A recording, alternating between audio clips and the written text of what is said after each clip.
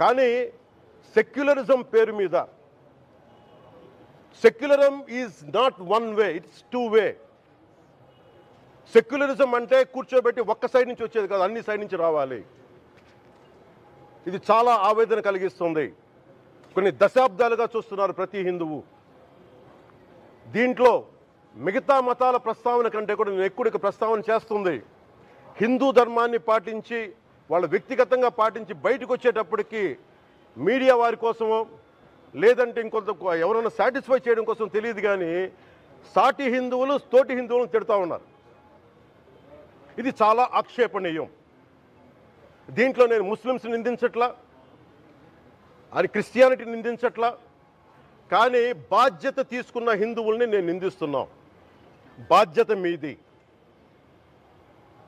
మీరు యథాలాపంగా వచ్చి ఇది పొలిటికల్ పదవులు విగ్రహాలు పోతే మేము ఇల్లు కట్టుకుంటాం, వాకిళ్ళు కట్టుకుంటాం, ఏం మాటలవి? ఇదే మీరు మస్జిద్లో జరిగితే మాట్లాడతారా? మస్జిద్లో ఇలాంటి అపవిత్రం ఒక చిన్నపాటి చోరీ జరిగితే ఇలాగే మాట్లాడతాం. ఎందుకంటే మీరు మాట్లాడరు, ఓట్లు కదా అక్కడ.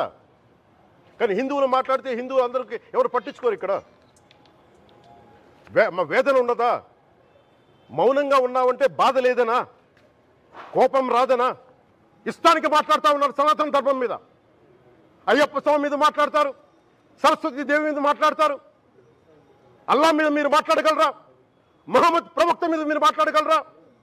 జీసస్ మీద మీరు మాట్లాడగలరా?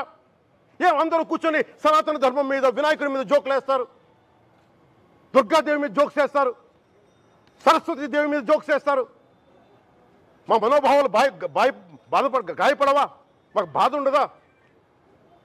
అందుకే నేను ప్రతిపాదించింది ఏంటంటే ప్రతి దానికి రావలేకపోతున్నాం. సనాతన ధర్మ రక్షణ board is order of the day. ప్రతిసారి కూర్చోబెట్టి మేము డిఫెండ్ చేసుకోలేం. ఇది ప్రతి సగటు హిందువు తాలూకు ధర్మం.